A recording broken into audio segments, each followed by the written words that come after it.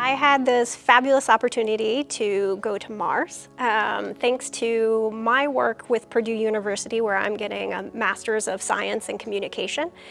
Basically, it just came across the email listserv as an opportunity to apply to participate in this research mission and simulation of living on Mars. Basically, I saw that and was like, I have to take advantage of that. That seems like an amazing opportunity. On the day-to-day, I lived with 6 other people from Purdue, other colleagues who were primarily juniors and seniors from the college, and my commander, who was a first-year graduate student and a graduate of Purdue. And everyone had an individual role that they were responsible for. So for instance, I was the crew journalist and executive officer, so the number 2 in charge. We had a commander, we had an engineer, we had what is called the greenhab officer, so the person who was responsible for growing the food in the greenhouse, and we had a number of other roles as well. And so everyone had their own individual research project in addition to their roles.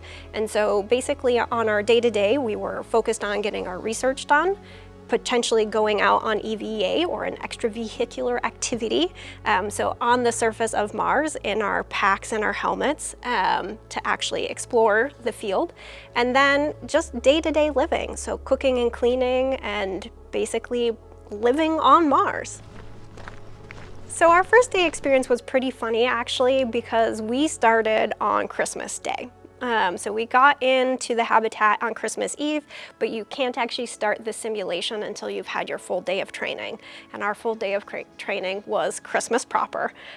So we just had a normal Christmas, and we started out with 4 days of training, and then we officially went into simulation. We closed the airlock door, and then it was just the 7 of us in our crew and preparing for everything we were going to do over those 2 weeks. So that included getting ready for our very first EVA. So we got all into our gear, our flight suits and our comms vests, and we put on our helmets and our packs. And I got to be one of the people who went out on that first trip, myself and 3 of my other crewmates, and we drove the rovers out to our location, and we collected a bunch of rocks, of course, because that's what you do when you're on Mars. And then we came back and we had some lunch, and then we each had a report we needed to submit each night, and so we put together our reports. I processed video and photos, and then we had dinner, and it was a whirlwind.